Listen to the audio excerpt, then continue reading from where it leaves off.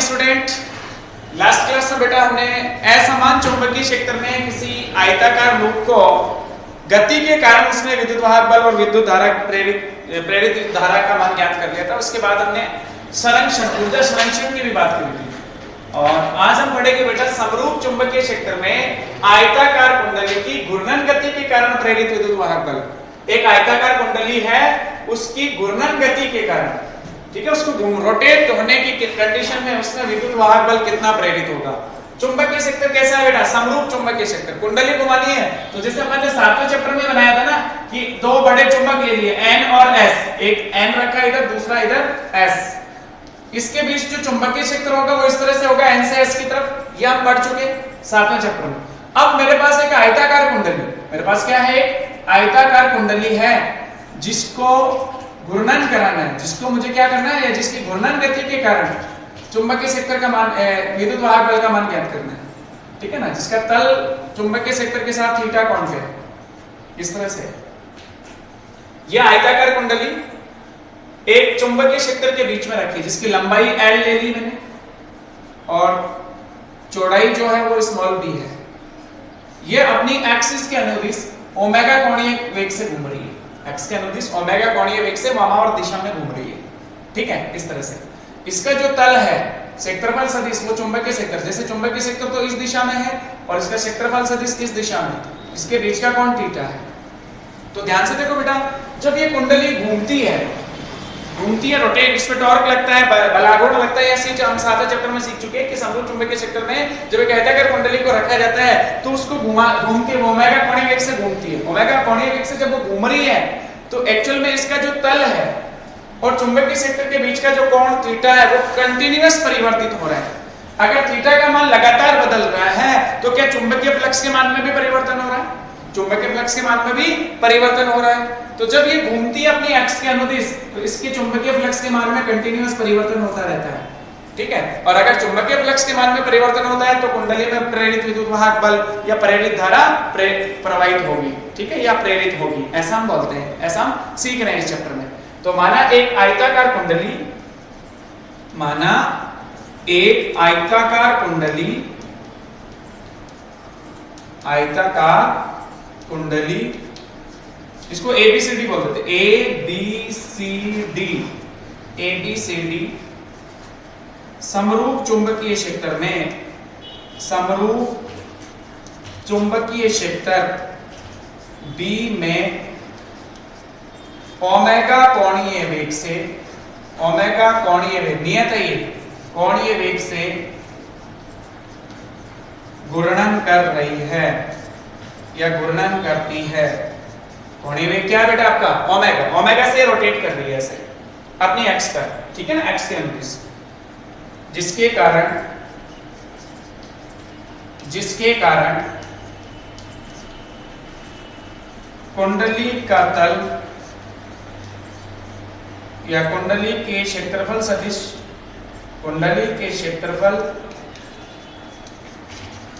सदिश व चुंबकीय क्षेत्र के मध्य, चुंबकीय क्षेत्र के मध्य कोण थीटा का मान, चुंबकीय क्षेत्र के मध्य थीटा का मान लगातार परिवर्तित होता रहता है, लगातार परिवर्तित होता रहता है। थीटा का मान कंटिन्यूअस चेंज हो रहा है, जिसके कारण कुंडली से संबद्ध फ्लक्स के मान में, फ्लक्स के मान में परिवर्तन होता है,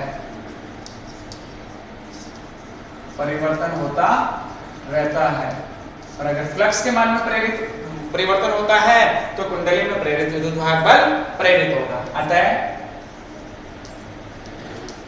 कुंडली से संबद्ध फ्लक्स, कुंडली से संबद्ध फ्लक्स का मान, फ्लक्स जिसको मैं phi b से डिनोट करूं, phi b बराबर क्या होगा सूत्र, बी डॉट ए, बी और ए के बीच का कोण कितना है, थीटा, तो इसको क्या लिखा जाएगा बेटा, बी ए कॉस थीटा। यदि कुंडली में फेरों की संख्या n हो तो फ्लक्स कितना होगा, n फाई बी। एक फेरे से संबद्ध फ्लक्स फाई बी, तो n फेरों से n फाई बी, तो फाई से डिनोट कर लेते हैं इसको, फाई बराबर n फाई बी, मतलब n B A cos theta. समीकरण संख्या 2। ये कुंडली से संबद्ध फ्लक्स आ गया, n फेरों वाली कुंडली से संबद्ध फ्लक्स। अब ध्यान से देखो, एक रिलेशन अपन जानते हैं, एक छोटा सा रिलेशन जिसकी बात करें अपन, कोणीय वेग, कोणीय विस्थापन और समय। चूंकि कोणीय वेग बराबर कोणीय विस्थापन बटा समय अंतराल। मान लो t समय में थीटा कोणीय वेग से, थीटा कोणीय विस्थापन है, कोणीय वेग ओमेगा है, तो ओमेगा बराबर थीटा अपॉन टी, तो थीटा बराबर ओमेगा टी। ये संबंध हम पढ़ चुके पहले, 11वीं क्लास में आ गया था ये संबंध, थीटा बराबर ओमेगा टी। अब आप ये थीटा का मान ओमेगा टी यहां रख लो समीकरण 2 में, तो फाई बराबर सूत्र हो गया N B A cos omega T. समीकरण संख्या 4। थीटा की जगह आपने क्या पुट कर लिया बेटा, ओमेगा टी, ये पुट कर लिया। अब फैराडे के द्वितीय नियम के अनुसार, फैराडे के द्वितीय नियम के अनुसार कुंडली में प्रेरित विद्युत वाहक बल E बराबर minus d phi upon d t. Total flux phi था तो उसको लिखा जाएगा minus d phi upon d t. ये फैराडे के नियम से हम जानते हैं, फाई का ये वाला मान आप यहां रखो, टी के सापेक्ष इसका अवकलन करो, तो E बराबर minus d over d t. Phi का मान आपके पास है बेटा N B A cos omega t. अब जो कांस्टेंट है उसको अवकलन से बाहर ले लो, तो E बराबर minus N B A d by d t cos omega t. Cos omega t का टी के सापेक्ष आपको क्या करना है बेटा, अवकलन करना है, तो E बराबर minus N B A, cos का अवकलन माइनस साइन होता है, कॉस का अवकलन माइनस साइन ओमेगा टी, और टी का जो गुणांक ओमेगा वो बाहर आ जाएगा, ये माइनस और माइनस गुणा होके क्या हो गया बेटा प्लस, तो E बराबर N B A omega sine omega T. ये आपका प्रेरित विद्युत वाहक बल आ गया, समीकरण संख्या 5। ये आपका क्या आ गया बेटा, प्रेरित विद्युत वाहक बल E बराबर N B A sine omega t, N B A omega sine omega t. ध्यान से देखा जाए तो ये n number of turns in the coil constant, b चुंबकीय क्षेत्र का मान नियत, a इसके तल का क्षेत्रफल नियत, ओमेगा कोणीय वेग नियत, ये सारे मान नियत है। ये मान आपका जो है वो एक कांस्टेंट होगा जिसको em से निर्देशित किया जाता है, अर्थात आपके पास जो सूत्र आया उसमें em बराबर मैंने उसको पुट कर लिया N B A omega, N B A omega को क्या मान लिया बेटा em, then E equals to समीकरण हो गई em sin omega t, em sin omega t, E बराबर em sin ओमेगा t। समीकरण संख्या 6, समीकरण संख्या 6, E बराबर em sin ओमेगा t, जिसमें ओमेगा आपका कोणीय वेग, em आपका अधिकतम मान, विद्युत वाहक बल का अधिकतम मान, sin omega t equals to 1 वाली स्थिति में यह मान अधिकतम होगा और उसे हम बोलेंगे em। तो ये तो आपने, जब अगला हम चैप्टर पढ़ेंगे उसमें प्रत्यावर्ती वोल्टता या प्रत्यावर्ती धारा की बात करेंगे तो ऐसे ही समीकरण पढ़ेंगे, E बराबर em sin omega t, V बराबर Vm sin omega t, I बराबर Im sin ओमेगा t। ये प्रत्यावर्ती धारा या वोल्टता की समीकरण होती है, ठीक है। अब मैं बोलूं कि यदि कुंडली का प्रतिरोध, जो आप कुंडली ले रहे हो आयताकार, उसका प्रतिरोध, कुंडली का प्रतिरोध कैपिटल R हो, कुंडली का प्रतिरोध कैपिटल R हो, तो कुंडली में प्रेरित धारा, कुंडली से प्रेरित धारा या कुंडली में प्रेरित धारा का मान क्या होगा बेटा, प्रेरित धारा I बराबर E बाई R। ई का मान यहां से रख लो, तो आई बराबर E m by R sine omega t, और ई एम बाई आर आपका हो गया आई एम, इसको हम आई एम से डिनोट करेंगे, तो आई बराबर I m sine omega T. ये प्रत्यावर्ती धारा की समीकरण होती है, ये प्रत्यावर्ती वोल्टा, ये प्रत्यावर्ती धारा की समीकरण होती है। एसी जो जनरेटर होता है उसका कांसेप्ट ऐसे ही होता है, वैसे जनरेटर से जो हम धारा उत्पन्न करते हैं, ठीक है, वो I बराबर I m sine omega t, और वोल्टा जो होती है वो E बराबर E m sine omega t, इस तरह से हम जनरेट करते हैं।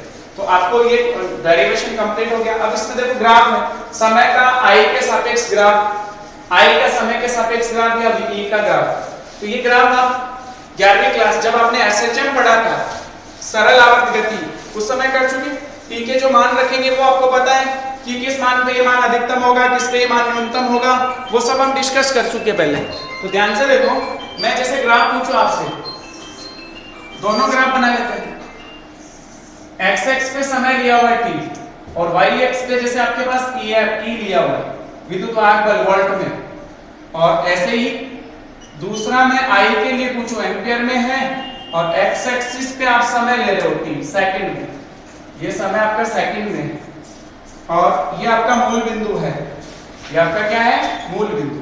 यहाँ पे समय t/4 ले लिया, फिर t/2 ले लिया, फिर आपने 3t/4 ले लिया, फिर आपने t की बात कर ली। ऐसे इसमें भी आपने t/4, t/2, 3t/4 और t, एक चक्कर के लिए ग्राफ बना।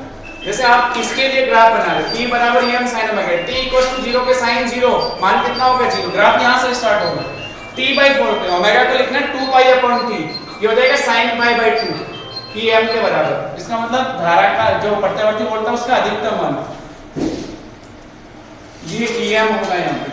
फिर t/2 पे मान वापस 0 हो जाता है, t/2 पुट करोगे ओमेगा की वैल्यू 2π/t, t/2 गुणा करेंगे तो sin π 0 होता है, t/2 पे 0 हो गया। 3t/4 पे माइनस में मान आएगा आपका, और फिर t पे वापस 0 हो जाएगा। इस तरह से एक चक्कर कंप्लीट होता है, ये माइनस em और ये प्लस का em। ऐसे ही प्रत्यावर्ती धारा के लिए जब ग्राफ बनाओगे तो वो ग्राफ ऐसा ही होगा, t/4 पे मान अधिकतम धारा का im, और इस पे मान माइनस का im। ये अगले चैप्टर में हम ग्राफ अच्छे से और सीखेंगे। तो प्रत्यावर्ती वोल्टता या प्रत्यावर्ती धारा, ये जो आपके मान आए हैं ना, विद्युत वाहक बल, प्रेरित विद्युत वाहक बल और प्रेरित धारा का समय के सापेक्ष जो वक्र होगा वो इस तरह से बनाना है, ठीक है ना। इसमें आपको ये मान रख के t/4, t/2, 3t/4, t, इस तरह से एक चक्कर के लिए, फिर आगे t/4 जोड़ते जाओ, आपका ग्राफ आगे बढ़ता जाएगा, ठीक है। तो इस तरह से आपको ये ग्राफ देखना है। तो ये टॉपिक भी आपका कंप्लीट हो गया। अब बेटा इसमें 2-3 टॉपिक और बचे हैं। घटना पढ़ेंगे हम स्वयं प्रेरण की, उसके बाद अन्योन्य प्रेरण, और फिर भंवर धारा। ऐसे 3 टॉपिक और बचे हैं चैप्टर में, उसके बाद चैप्टर फिनिश हो जाएगा। तो अब हम डिस्कस करेंगे बेटा स्वयं प्रेरण की घटना। स्वयं प्रेरण क्या होता है, ठीक है ना। अपन बात करते हैं स्वयं प्रेरण की। अगला टॉपिक आपका है स्वयं प्रेरण, सेल्फ इंडक्शन।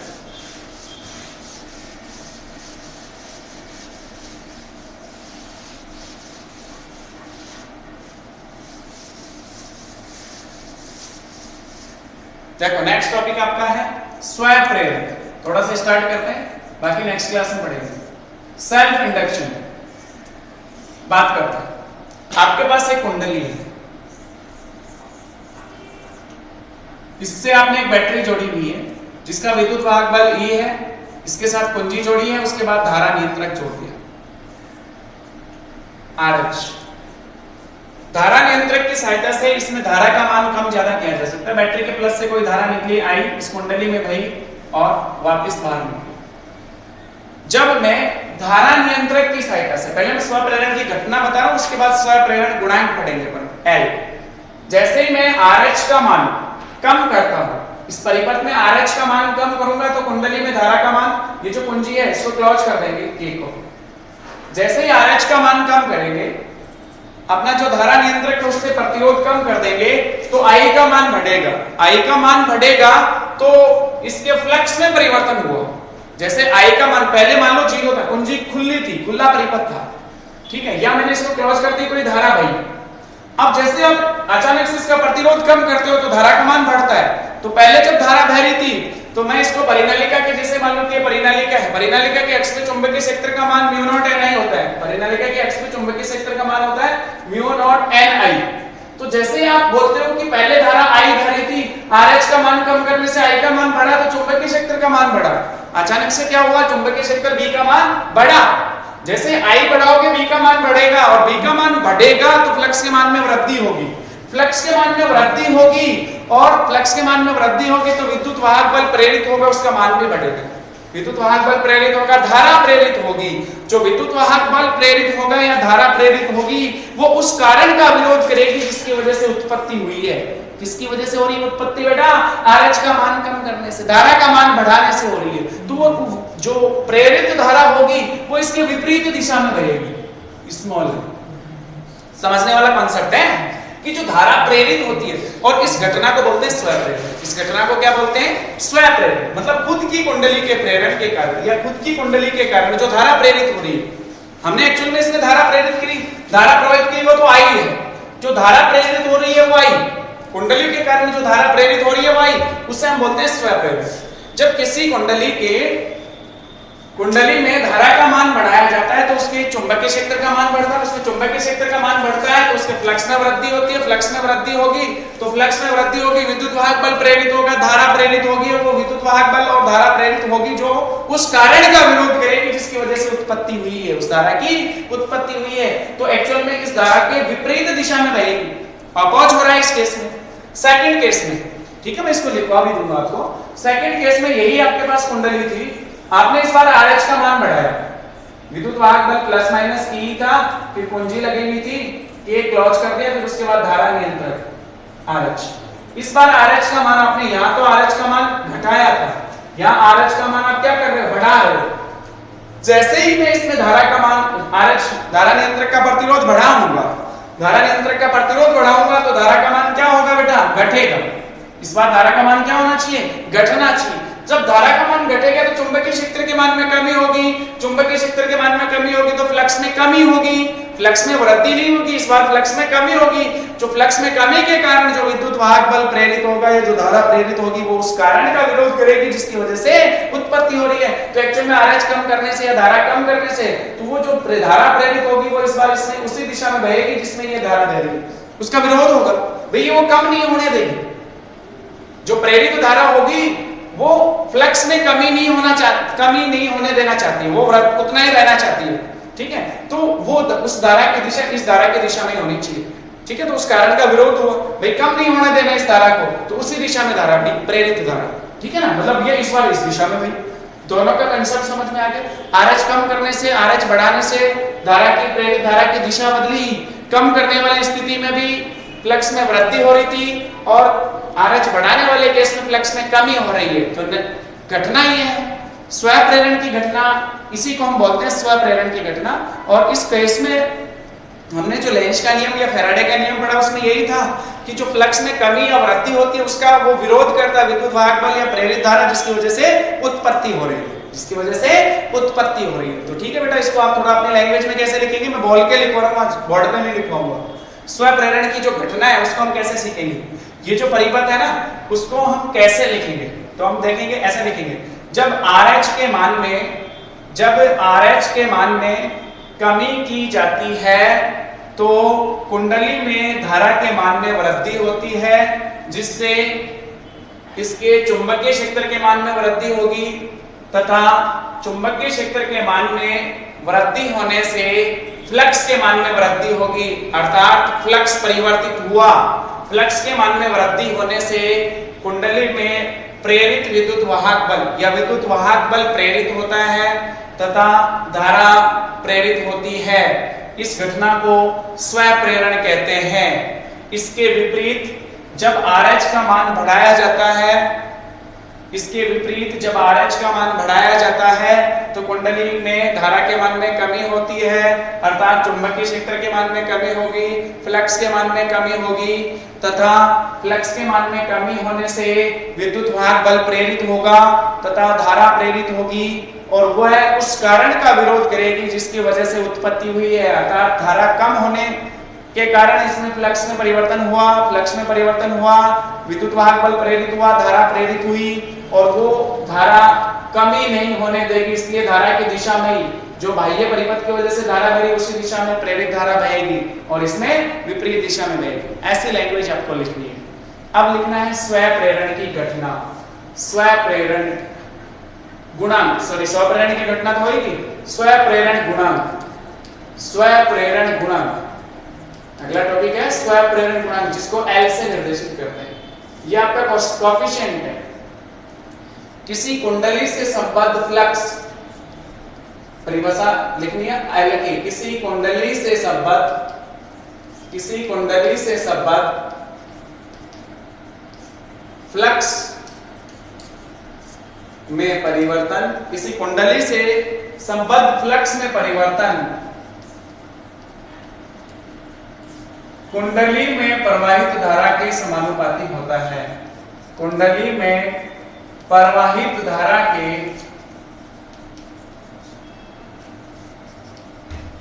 समानुपाती होता है। कुंडली में प्रवाहित धारा के समानुपाती होता है। किसी कुंडली से संबद्ध फ्लक्स 5p जो है वो कब चेंज होगा, जब उसमें धारा प्रवाहित करेगा।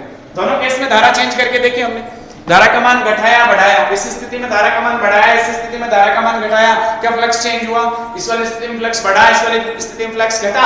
तो किसी कुंडली से संबद्ध फ्लक्स के मान में परिवर्तन कुंडली में प्रवाहित धारा के समानुपाती होता है। मतलब 5p जो है वो I के समानुपाती होती है। और जब समानुपाती चिन्ह लगाया जाता है तो यहाँ पे एक कांस्टेंट दिया जाता है L, जिसे स्वप्रेरण गुणांक कहते हैं, जिसे कुंडली का क्या कहते हैं बेटा, स्वप्रेरण गुणांक। L क्या है, कुंडली का स्वप्रेरण गुणांक, जहां L एक नियतांक होता है जिसे कुंडली का स्वप्रेरण गुणांक कहते हैं। कुंडली का स्वप्रेरण गुणांक कहते हैं, कुंडली का स्वप्रेरण गुणांक L। अब L की परिभाषा, यदि I का मान 1 एम्पियर हो, यदि I बराबर 1 एम्पियर तो L बराबर 5V। कैसे लिखोगे परिभाषा, L बराबर 5V। किसी कुंडली में एकांक धारा प्रवाहित करने पर कुंडली से संबद्ध फ्लक्स कुंडली का स्वप्रेरण गुणांक कहलाता है। परिभाषा लिखो, किसी कुंडली में एकांक धारा प्रवाहित करने पर कुंडली से संबद्ध फ्लक्स स्वप्रेरण गुणांक कहलाता है, कुंडली का स्वप्रेरण गुणांक कहलाता है। ठीक है, इसका मान जो है L का मान वो कुंडली के साइज पर डिपेंड करता है। जैसे अपन ने ये पहले भी पढ़ चुका, C बराबर Q अपॉन V, धारिता, किसी चालक की धारिता Q और V का अनुपात, किसी चालक का, किसी कुंडली का स्वप्रेरण गुणांक 5V और I का अनुपात होता है। जैसे जैसे अपन I बढ़ाएंगे उसी अनुपात में 5V बढ़ेगा, घटाएंगे घटेगा। तो इसका मतलब ये तो एक अनुपात होता है, ये मान हमेशा नियत होना चाहिए, और बिल्कुल कुंडली के लिए मान नियत होता है। अगर कुंडली की साइज या उसका आकार चेंज करेंगे तब L चेंज होगा, अन्यथा L कांस्टेंट होगा। इसका मात्रक SI मात्रक हेनरी होता है। L का SI मात्रक, L का SI मात्रक हेनरी होता है, हेनरी होता है, जिसको H से निर्देशित करते हैं, हेनरी होता है। और इसको वैसे वेबर पर एम्पियर भी बोलते हैं। 1 henry equals to 1 weber per ampere. ठीक है ना, सूत्र के हिसाब से वेबर पर एम्पियर होगा, ये मात्रक वेबर, इसका मात्रक एम्पियर, तो वेबर पर एम्पियर ऐसे लिख लेते हैं। ठीक है, और अब इसकी 2 परिभाषाएं और लिखनी है, वो बाकी बेटा हम नेक्स्ट क्लास में डिस्कस करेंगे। Thank you.